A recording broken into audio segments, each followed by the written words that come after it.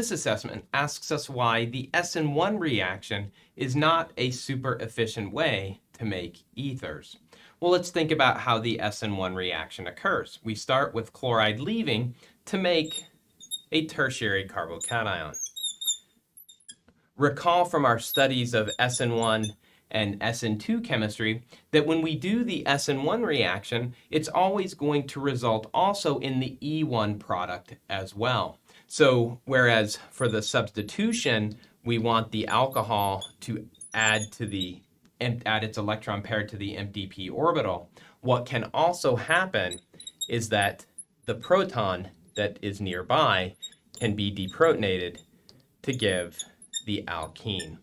So the E1 product often contaminates the SN1 reaction.